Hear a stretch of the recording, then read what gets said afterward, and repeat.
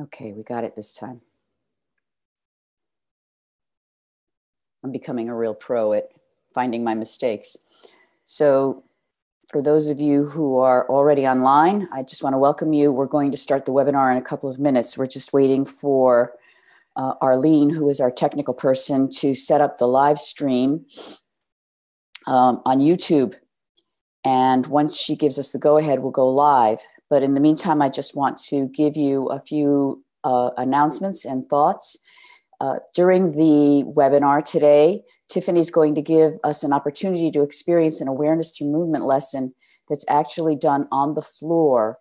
So if you want to try the lesson, you might want to right now clear a space for yourself on the floor, get a mat if you have one, or at least make sure that you have enough room for your arms. And if you need some support when you're lying on your side, some of the lesson might be on the side. Just make sure you have some rolled up towels or a pillow nearby as well. And then there will also be an opportunity for some of you who are willing to be on camera so that then people who are watching later have a visual reference. And if that's the case, when we get to that point, I will be asking people, volunteers, to raise their hands in the chat section. And when you do that, and you'll also need a pen and paper for the awareness through movement lesson, because after all, this is on creativity. So once we have that all set up, you want to make sure that you have the kind of computer that you can tilt down towards the floor so we can see you on the floor. And then later in the webinar, we'll also have an opportunity to ask questions. You can ask questions either by raising your hand and appearing on camera. You can also type them in the Q&A section that's at the bottom of your screen. And, you know, if you can do both, actually, if you want to, you can say, I want to be live, or I just want to be, have the question read. Then you also have a chat function on the side. So if you click on that little chat bubble, it'll open up a side panel for you. And that chat function is for all of you, the attendees. It's an opportunity for you to interact with each other, to comment, and to talk. So that's another way that we can create an experience for everyone during the interview itself. So now we're just waiting for the go-ahead. So exciting.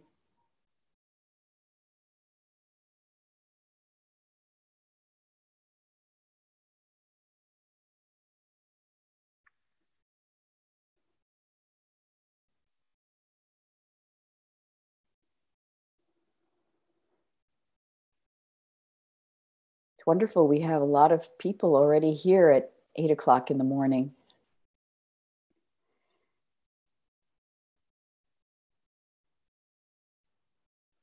Sometimes it takes a few minutes for the YouTube stream to go. And we are live. Good morning, everyone.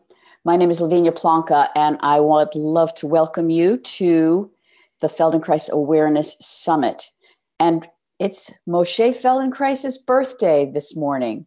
So it's thanks to this amazing man that we actually have this opportunity to explore all the different applications of the Feldenkrais method. And my guest this morning is Tiffany Sankary, who is a force in our field. She's she's a continuity assistant trainer in the Boston training that's going on right now. She's created a Feldenkrais study group for the studying the Amherst training. She's an artist, and she's created an amazing book, an illustrated book. I think it's called it's called Feldenkrais Illustrated: The Art of Learning, and it's an awesome book. Her work is really, really lovely. She's also an authentic movement teacher, and will be talking to us also about how she integrates the Feldenkrais method with her art, her authentic movement, and creating an incredibly busy life with podcasts and online classes and more. So, and I did the title. I'm going to let Tiffany tell you the title of her talk. So without further ado, welcome, Tiffany.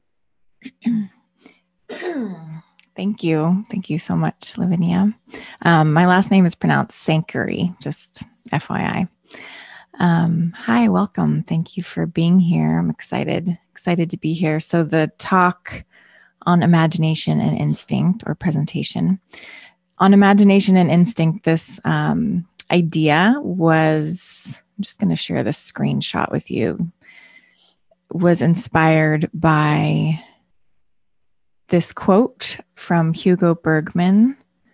Just going to make it full screen. You can see that okay? Yes. Yeah. So this quote is from this monograph by Moshe Feldenkrais called Thinking and Doing, and it's from the foreword by Hugo Bergman. So I'll just read it. Willpower and intelligence are merely superficial expressions of the mind, whereas their deeper manifestations are imagination and instinct. And I've been just sitting with this quote, living with this quote for a while, and it just keeps circling back around. And so I thought this opportunity to present here at the summit was a great chance to just dive further into looking at this and articulating this a little further. So I'm excited to do that with you. And I feel that, well, here we go to imagination. So they're obviously intersected, imagination and instinct, or not obviously, but in my experience sitting with them, and yet they're distinct. And so here's a brainstorm that I made thinking about how imagination is used in the Feldenkrais method and authentic movement.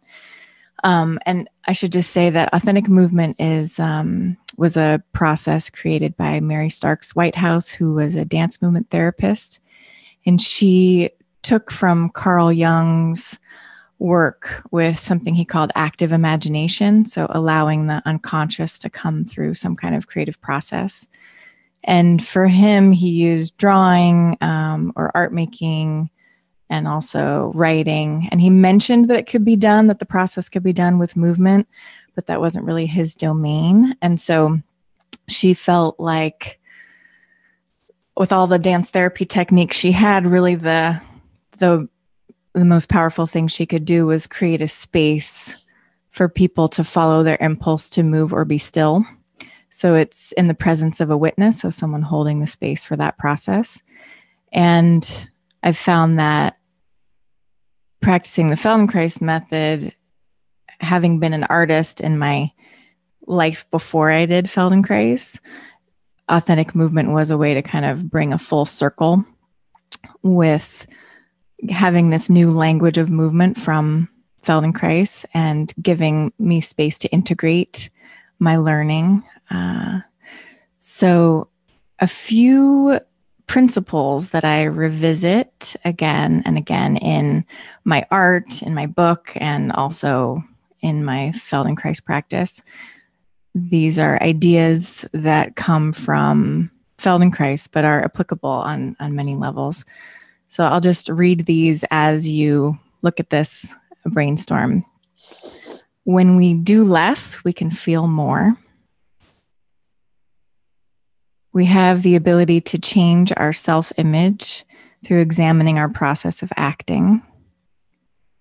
Our habits are not fixed.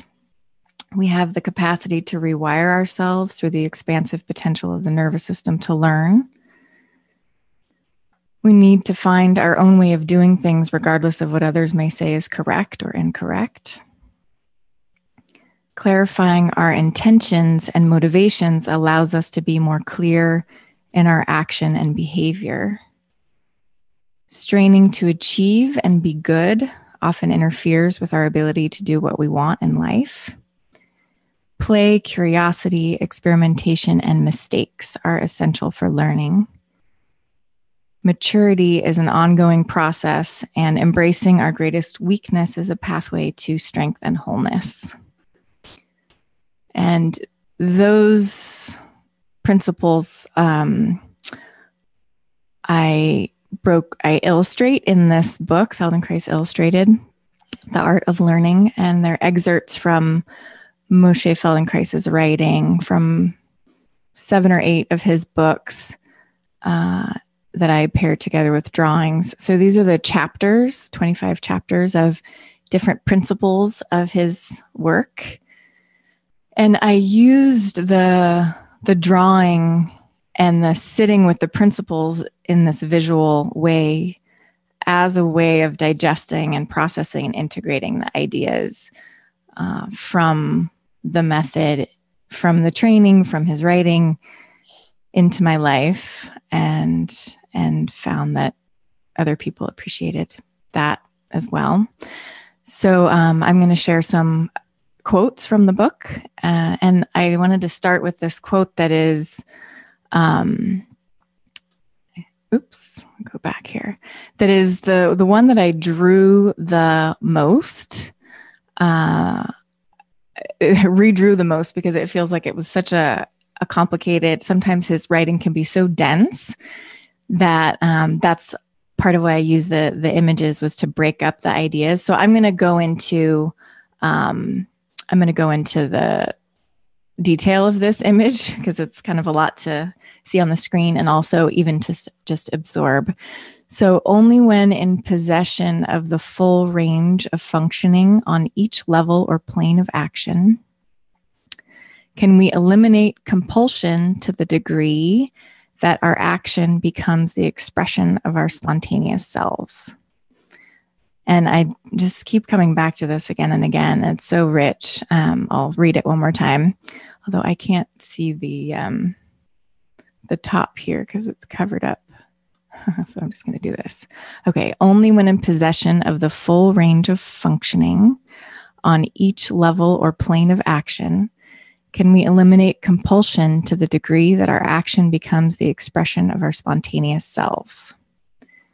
And this is, I think I was like, what am I going to say about this? This is like, I think part of why I use art is that sometimes my ability to articulate on this kind of thought intellectual level is not as accessible to me as it is to just like get into it and get into the experience and get into the feeling of it. But I'll just say here that this idea of on each level or plane of action, I feel like that is speaking on many levels. So on the physical level, in terms of he used this word acture. Feldenkrais used this word acture. He coined the term, as far as I understand, which was his version of the word posture. So rather than post posture, he used the word acture, which has the root action, so that it's more not about a static place of holding ourselves, but about the ability to move in any direction without hesitation. So the ability to move in the world in all these different planes, but then there's also these internal planes and these internal levels that are linked up with how we express ourselves and how we move in the world.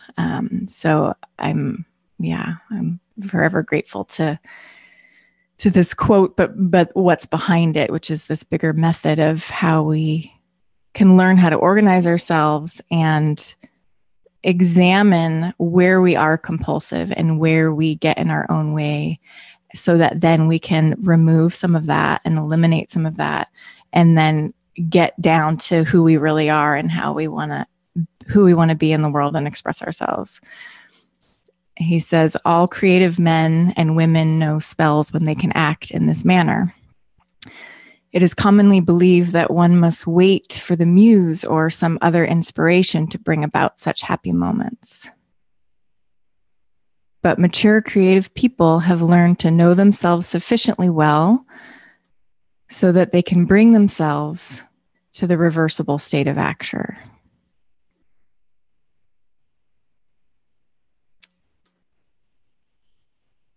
Thus, they can advertise months in advance the hour when the muse is going to function. The resultant action, the top is cut off with the Zoom thing, so I'm like having to remember. Okay, the resultant action is unhesitating without resistance. And I'll just say the thing about the muse and that the idea that we have to wait for the muse versus can we actually just call on the muse has been such a beautiful invitation for me, especially around the time when I was making this book. It was over 10 years in the making, and I decided when I was pregnant with my first son that I would finish the book. I did finish the drawings from the book, and I worked on it every day. So I was like all right, here's the muse. Can I bring myself here? And it just was a beautiful metaphor. And the quotes themselves and the ideas I had to live in order to create the thing. And so the Feldenkrais method has become this powerful metaphor for how I live my life. Improvement of talented people comes through their awareness of themselves in action. Their talent arises from their freedom to choose their modes of action. New modes of action are available to those who have discovered themselves or who have had the good luck to meet a teacher who helped them to learn to learn. Such teachers teach music and not the this and that of any particular score. The same goes for all human skills and art. The only difference between what we call a genius and everybody else. Oh, I can't read the top. Lavinia, can you read the first few words of the top? There is no essential difference between what we call a genius and everybody else. Except that the so-called genius finds the correct method of using himself, sometimes by fortunate circumstances, but more often by searching for it. We can do next. I was just going to say, I think in your options, if you look under view options, you can create a side-by-side view so that the Zoom window is to the side. Okay. I don't know if that'll help you. Yeah, maybe next time. Because I'm full screen. It's almost done. It's almost at the end. Okay. We can do next to nothing about inheritance, but quite a lot to improve the method of use of oneself in order to release the creative urge. And yeah, I feel like that gets to the heart of a lot of my work. And this brings us to instinct, this brainstorm on instinct. So I was brainstorming a lot with people, and in particular with my husband, Maddie Wilkinson, who's also a Feldenkrais practitioner. And I wrote down something he said that I appreciated related to this. He said, when you free yourself from the layers of internal resistance, you get to access your instinctual spontaneous expression. So that kind of also brings us full circle to that original quote. And I've just loved sitting with this idea of instinct and this feeling of connecting to my truth and trusting myself and finding some kind of like, what is that? Like animal. It's interesting because Feldenkrais helps us get back to this natural, more getting access to our potential in terms of being human beings and in our physical functioning, and also our ability to use our intelligence to be able to do what we want in our lives. And so that there's this direct correlation between being connected to the animal, instinctual, gut, innate self, and also to be able to reach our potential in terms of expressing what it is that we want to do in this, do or be or live in this life as human beings. And then last image is from a logo that I made for the upcoming Feldenkrais conference in Washington, D.C., The Art and Science of Transformation.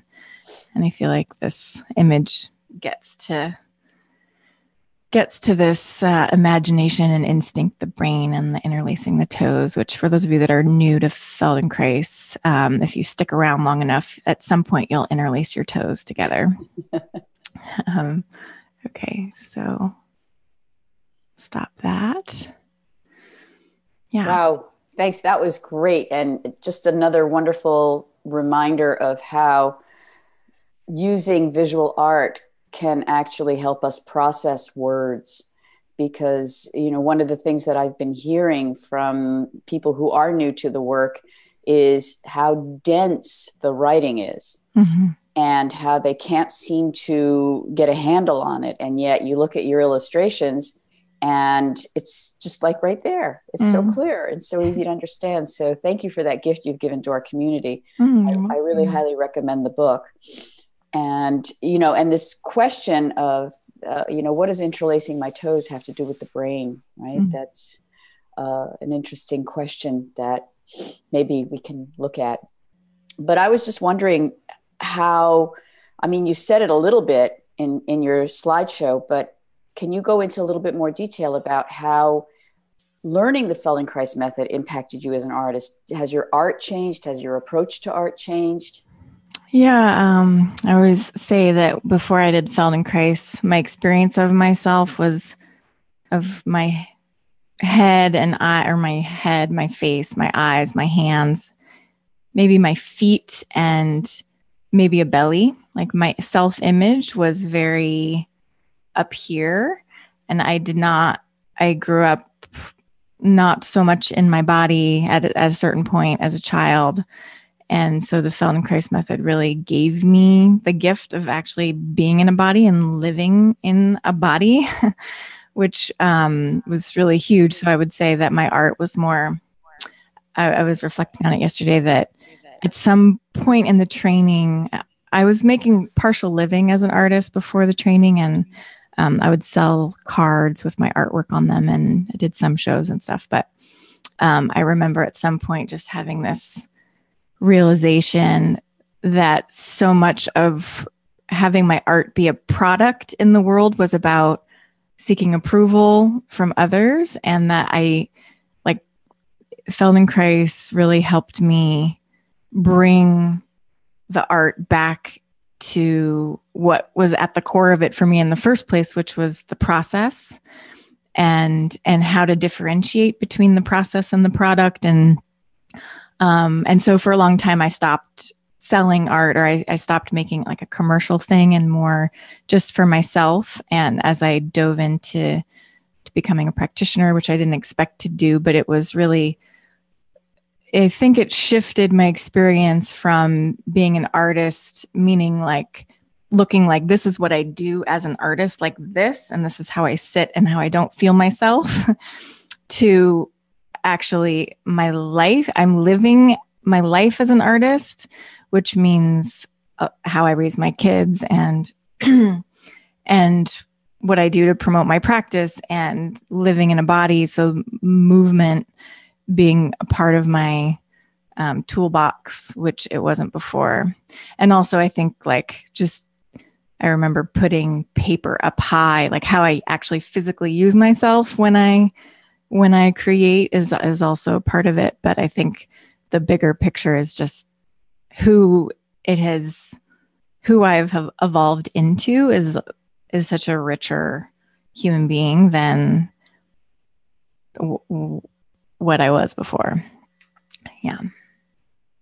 Do you use awareness through movement? Like, do you have a kind of routine. Some artists I've spoken to say that sometimes they'll lie down and do a lesson before they try to draw, or do you sort of let it move through your whole life? It's a little more fluid than that. I mean, I have done that, and sometimes I'll set up kind of practices for myself, and I also teach online something called Move, Create, Practice, where we'll start out with some kind of embodied process, sometimes from Feldenkrais or sometimes more inspired by authentic movement, with like a little bit of structure to get into your bodily experience and then open time for creating.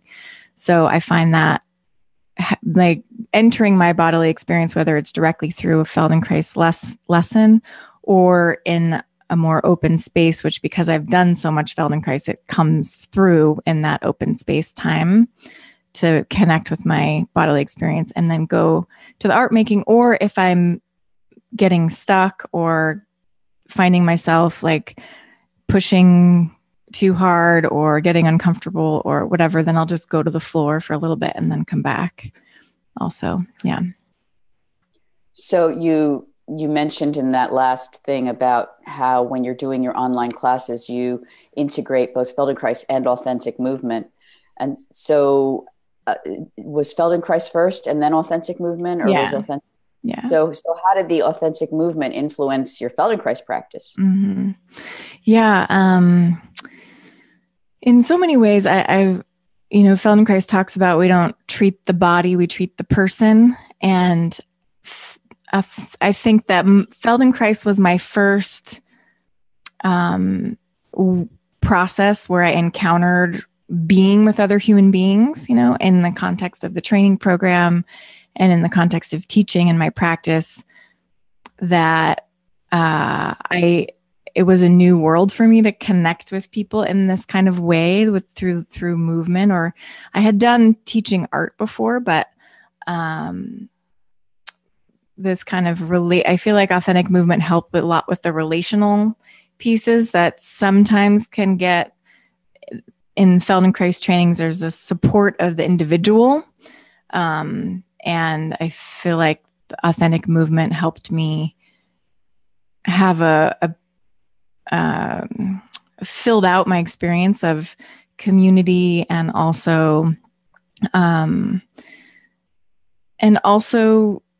so it comes through in my teaching and it comes through in my private sessions as just like, this is part of what's influencing me. So I'm more aware of what's internally going on with me and also how to understand my own projections so that rather than assuming that I know what is happening with other people or trying to understand from like over here, I just watch what comes up in me as I'm with other people and use that as information, as inspiration.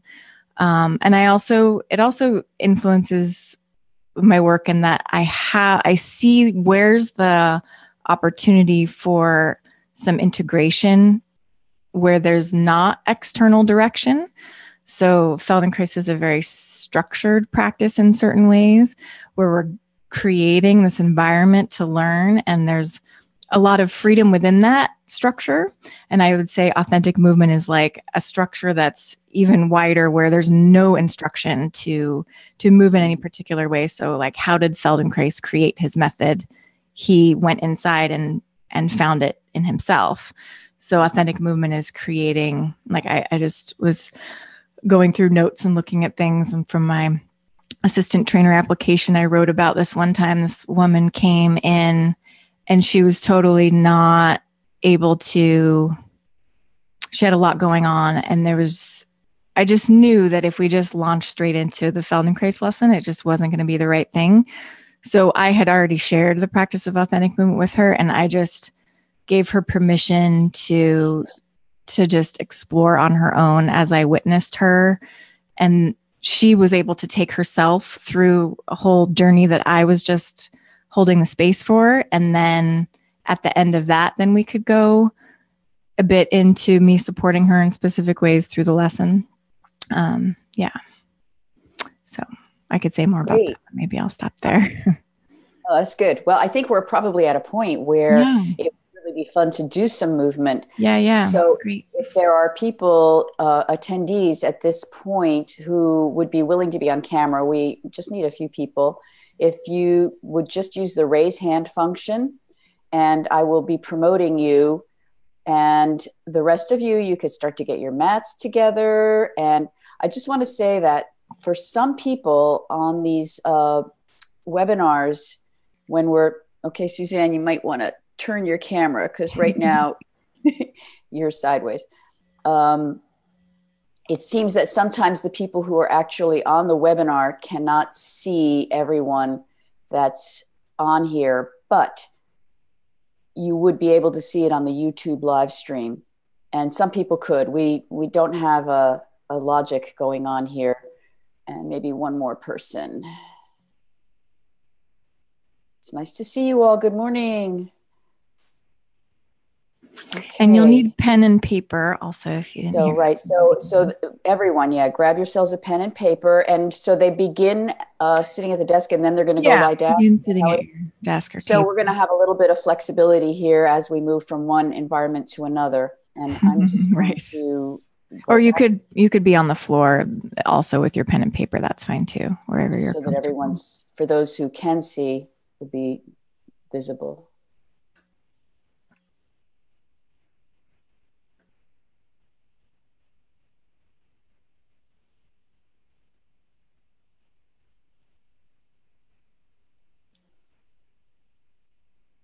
And I'll just say too that for the most part, I have kept Feldenkrais and authentic movement separate in terms of my teaching, just because I feel like I've really honored each tradition and not wanted to mix them. And then occasionally I have taught workshops where I teach them side by side. And I circle back around to that occasionally. But just to give you a perspective that mostly I keep them separate.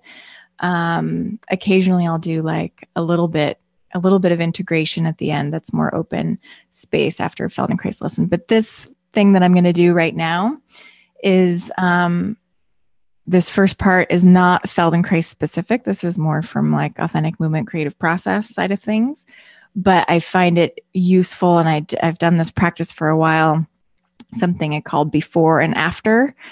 So just with your pen and paper, you can not have to hold your pen for this moment.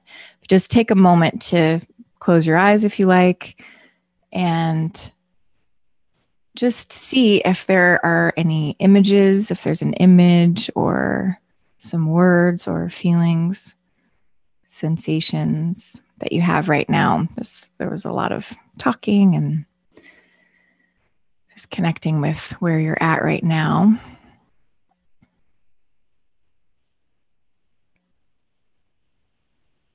And then you can, if you'd like, write or draw a little bit on this piece of paper. You can fold it in half and do the one side that will be the before, and then you'll do an after later, or you can do one side of the paper and the other, however you want to divide it. And the drawing doesn't have to be anything spectacular. It can just be letting your pen move. So just experimenting with this blank canvas to check in with where you're at right now. And sometimes there can be a gift of words or images when you open that space for yourself. And if you'd rather do it internally and not write it down right now, that's fine too.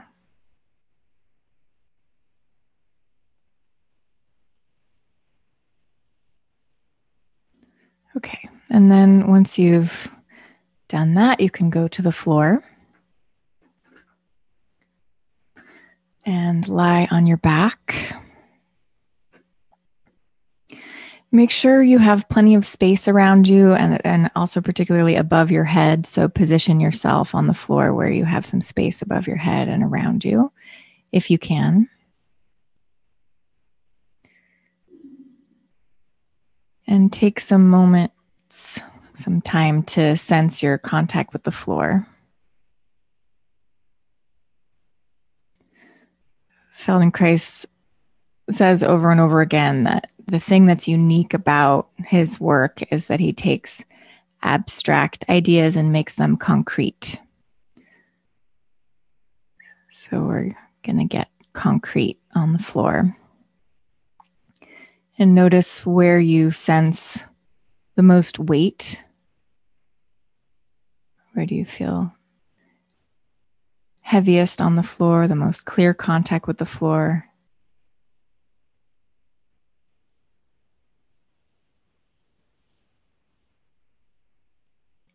And where do you feel space where you're not contacting the floor? Spaces where you feel lifted away from the floor?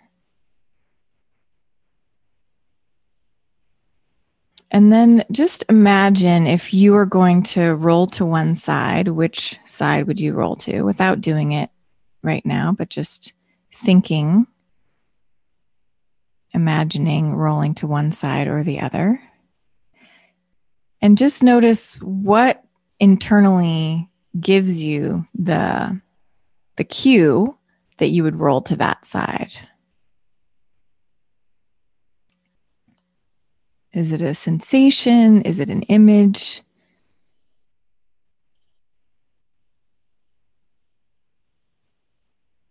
And then just roll your head a little bit slowly from one side to the other. Just very slowly, and notice if you can sense a difference between rolling your head to one side or the other side.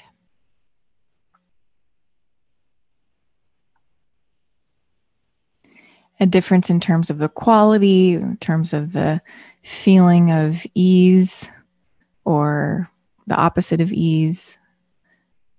Just see what is sort of naturally your bias right now. And over the course of Feldenkrais lessons, these biases, some of them never change and some of them do change, or they reduce their intensity.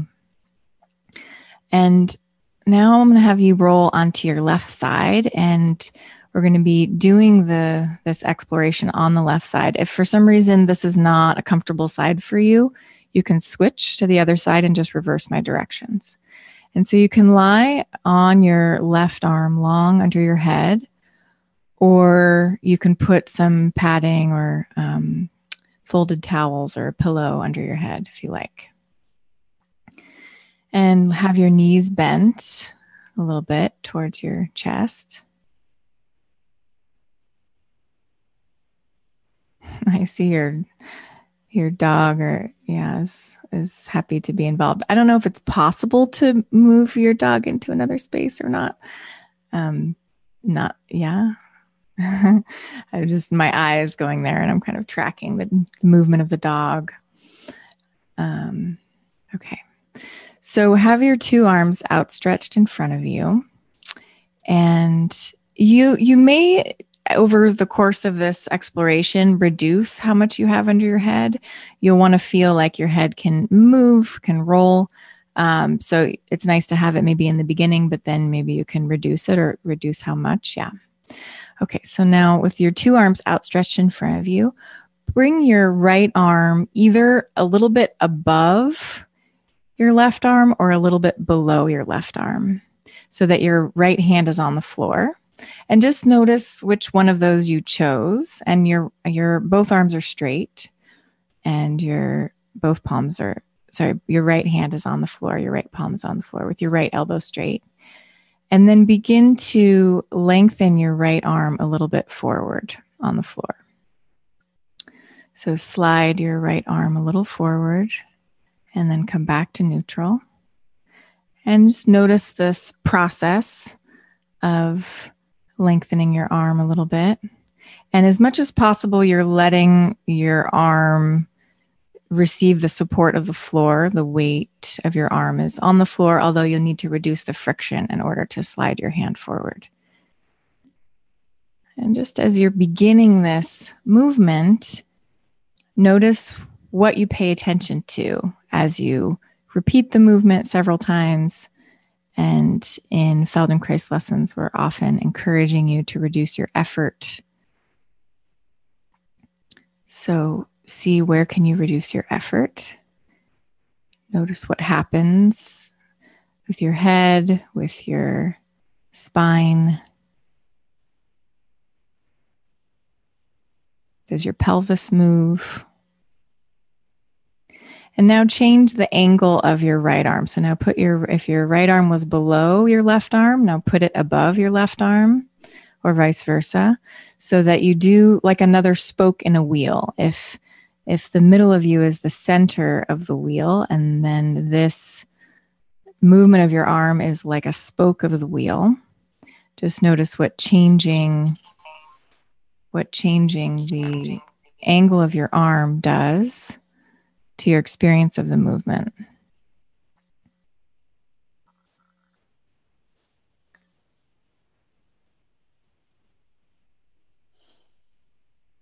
And then change the angle again. So maybe a little higher or a little lower. And then pause here in this new place, this new spoke of the wheel. And we'll just play with imagining lengthening your arm from here. So this is a new position, a new angle of your arm. Take some time to imagine lengthening your arm. And you had some experience in the last few moments of sensing what was involved. So you can recall those places that were involved. And you can also draw on the resource of your imagination to make the movement even lighter, even easier.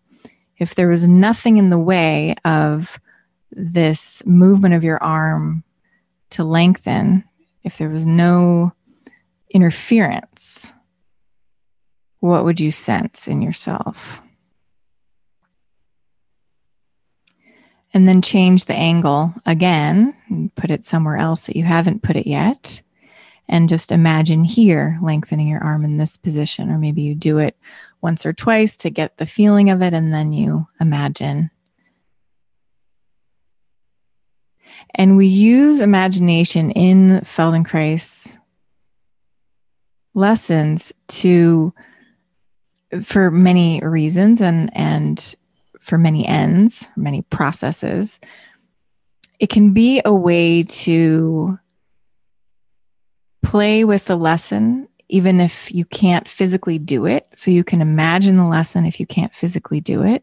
So actually put your arm long overhead now so that your arm is directly overhead, and you can have your palm on the floor.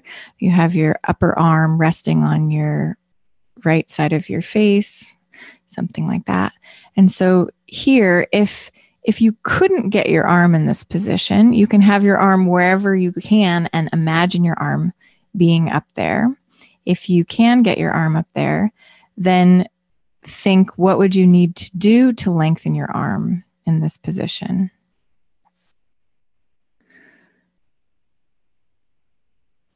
And you can play a little bit, going from imagining a little bit to a little bit of doing. So like on the either side of imagining, so that you're just beginning to play with collecting more and more of yourself into this movement of lengthening your arm, feeling what happens with your ribs, with your breath. Okay, good. And then just rest on your side. You can do what you want with your right arm to be comfortable.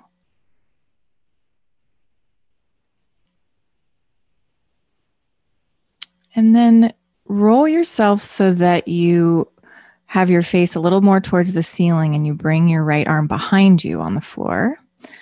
And imagine this being another spoke of the wheel. So your right arm is behind you, you're lying in a twisted position, and your face is towards the ceiling. And then from here, lengthen your arm a few times, or imagine lengthening your arm. And if you can't get in this configuration, you move in the direction of it, and little by little, you make your way there, or not today. And then change the angle a little bit. Maybe your arm is a little more parallel with your spine, just feeling how this changes what happens in your ribs and your spine, what you do with your breathing. Okay. And then come onto your back and rest on your back for a moment. And notice what you feel as you rest. I don't know if any of you listened to Dan Siegel's talk on interpersonal neurobiology, but he mentioned the wheel of awareness, which I really appreciated hearing about, and I'm looking forward to looking more into that. And I looked at it briefly, but I thought it was serendipitous with this lesson, this idea of the spokes of the wheel, and where we're going to go with that in a moment. So if you can just imagine an image of a wheel, and that you are at the center of that wheel. I have this image now too of that Michelangelo image. So come back onto the same side. And so you played with these spokes of the wheel, and how much of your attention was on your arm? How much of your attention was on the rest of yourself? So let's just take a few moments to bring your attention to your pelvis and do a movement of taking the right side of your pelvis a little bit forward and a little bit backwards. Just very slowly feel the movement of your pelvis and how your right knee slides a little bit relative to your left knee.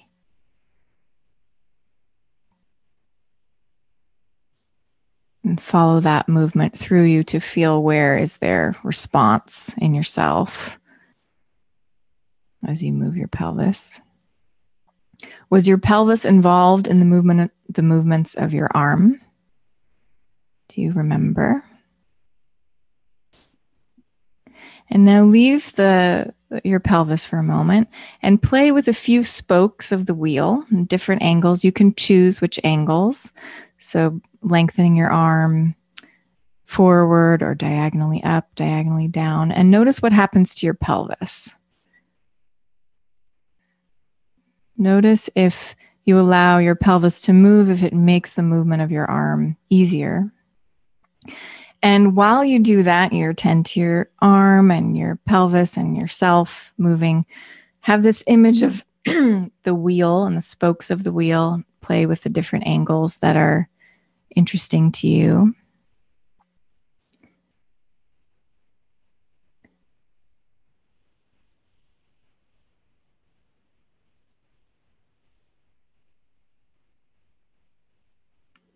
And that exploring the different spokes, each angle of your arm gives you a slightly different experience of yourself. Organizing yourself in a slightly different direction changes what you do with your eyes, what you do with your back, what you do with your breath. Okay, and then pause on your side. So you have these different spokes of the wheel, and then what we're going to do next is make a circle. But before you make the circle with your right arm, imagine the circle. So imagine connecting the different dots, these different spokes of the wheel. And you may make a full circle in a moment, or you may just make a partial circle. And what will determine whether you do one or the other is your comfort and how easily you can find your way around the circle. When you start in a moment, if you bump up against some resistance, then you can just go back a little bit and kind of do the arc of the circle that is comfortable for you.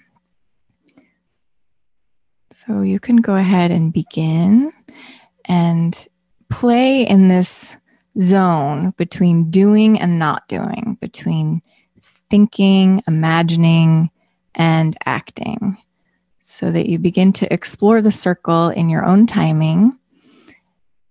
And maybe, like I said, maybe it's just an arc. And as much as possible, your hand is touching the ground. There may be points where you need to lift your hand as it's going over your other hand, or your palm will turn over when it goes overhead. And as your arm goes overhead, you'll roll your face a little bit towards the ceiling.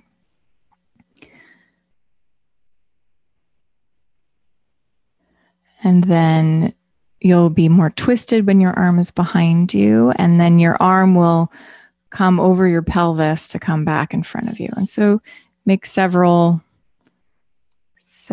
circles in your own timing. And as much as possible, you are making this circle with your entire self. So the more you involve your eyes, your pelvis, your shifting of weight on the floor, reverse the direction of the circle.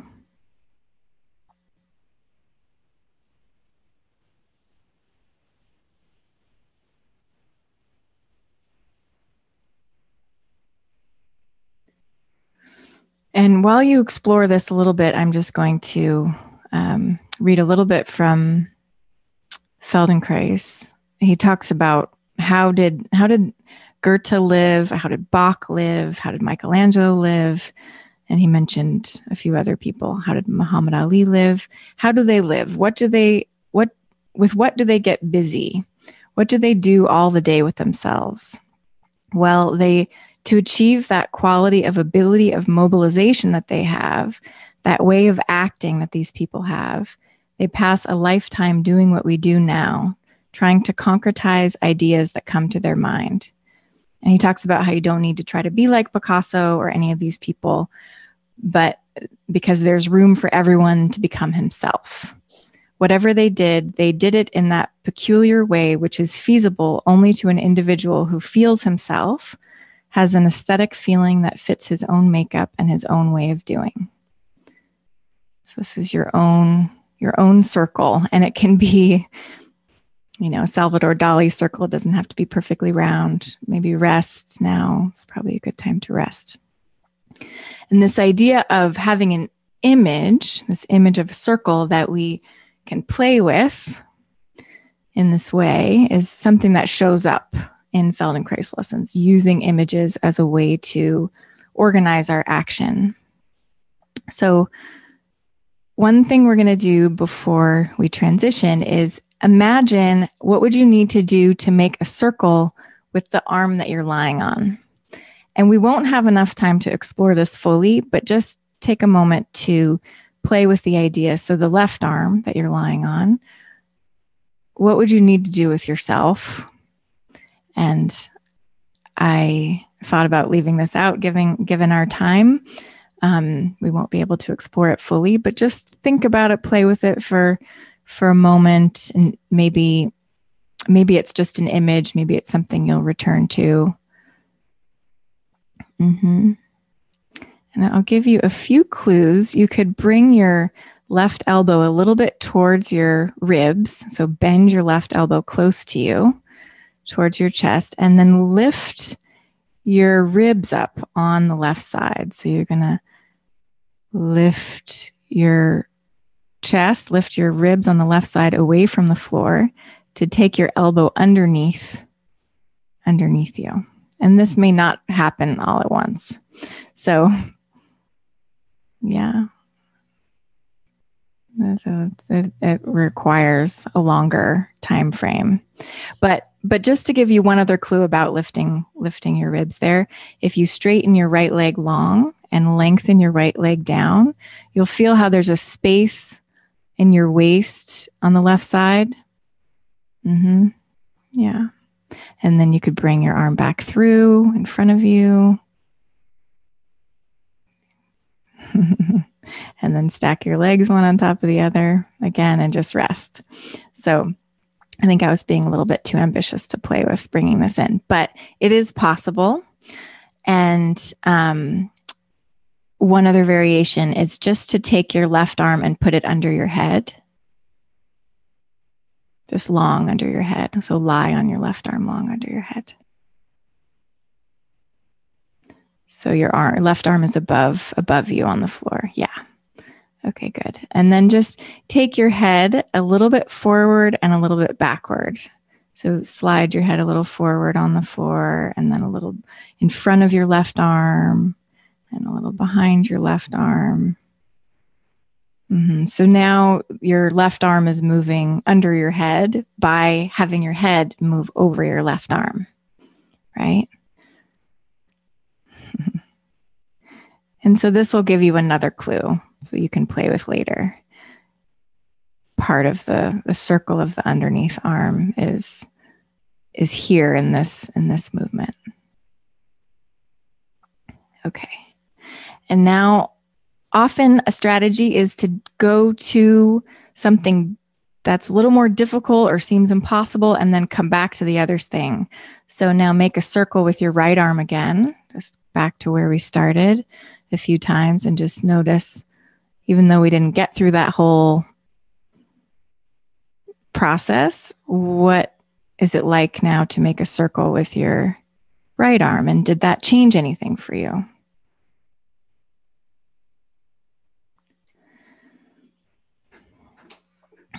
And I'll read one more thing before we pause, and you can just make the circle in your own timing, as is interesting to you. This is Rilke. I live my life in growing orbits, which move out over the things of the world. Perhaps I can never achieve the last, but that will be my attempt. I am circling around God, around the ancient tower, and I've been circling for 1,000 years, and I still don't know if I'm a falcon or a storm or a great song.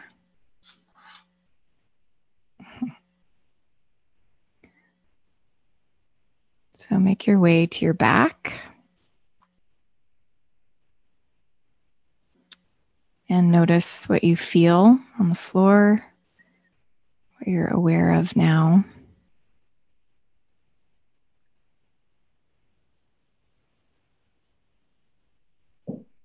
Roll your head a little bit from one side to the other. Notice if you sense a difference there.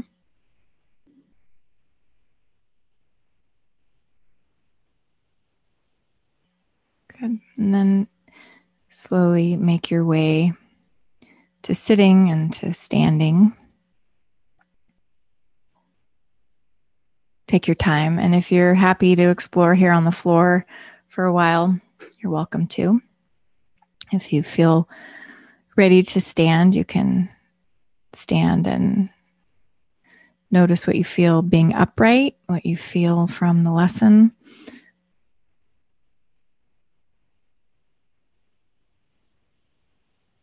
You can walk around a little bit.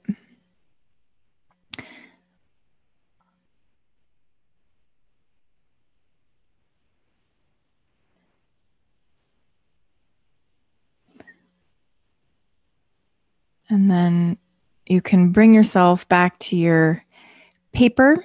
If there's a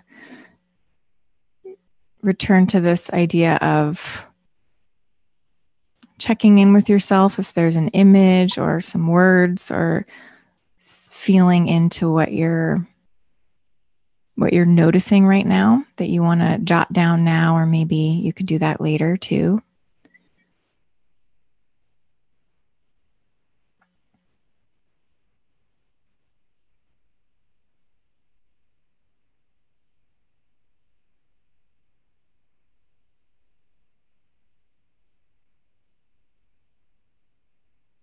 Thank you. Well, thank you for giving us such a luxurious experience. And even though I wasn't able to participate, I really liked feeling the mirror neurons of watching everyone do the work.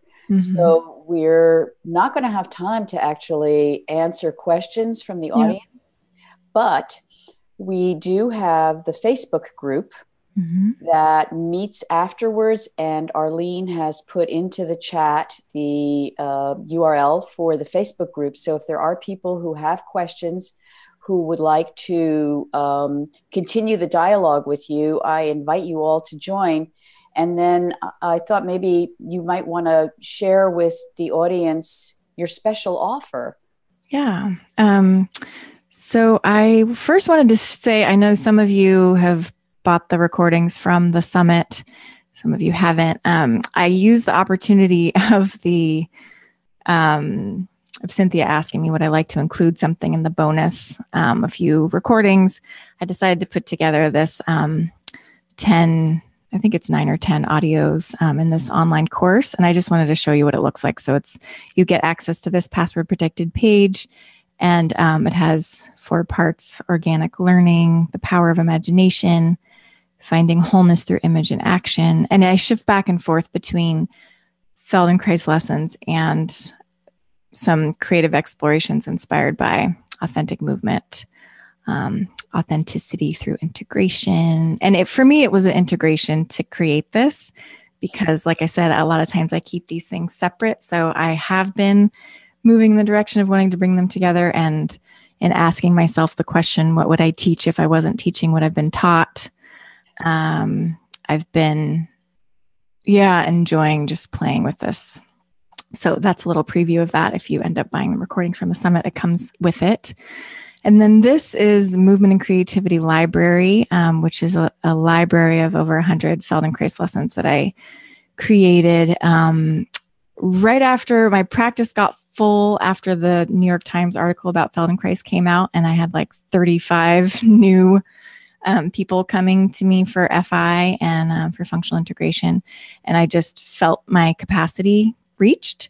So I felt moved to take action on this idea of creating this library of all these lessons I've had over the years. So Ilona Freed, who's a wonderful writer about the Feldenkrais method, collaborated with me on the introduction to this. And all the lessons are organized by in these different ways. So there's body part, although in Feldenkrais, we are always looking at the whole, but sometimes you're looking for a lesson based on the jaw, and then so you can go through and find these lessons. And they're also tagged with, this was in a series I taught about from anxiety to harmony. So you can click on anxiety or you can click on back. And so they're by positions, patterns of movement. I also have circles that I just added. So the circles with the right arm, circles with the underneath arm is there. And I decided to give you guys, the people who are participating in the summit, access to the rest of the library for free for May. So if you want to go and do this, circles of the underneath arm, you'll have more time with it. And then process is different ways you can orient to the process. So like a series of lessons is a way, or looking at doing lessons from the view of improving posture, or developmental lessons, imagination, self-image, etc. And also by time. So you can look up lessons by how long they are. And I also have a play section that has some of my move, create, practice recordings that are more creative process, like writing and moving, etc. And a place to connect. And you can also search this way.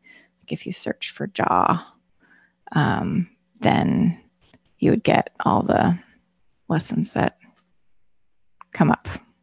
So I wanted to share that with you guys. And I think I'll be sending something out, a way to access this afterwards. Yeah.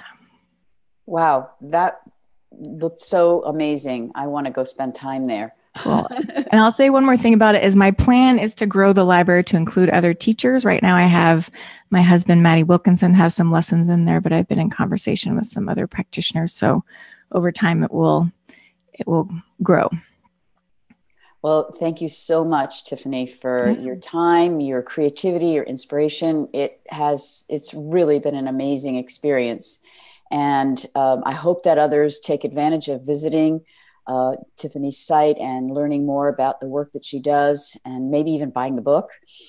And I think it's time for us to finish. So I'd like to thank you all for attending. Again, my name is Lavinia Plonka. There's still a couple more days in this summit, so I hope you join us again, and we'll see you soon. Thank you.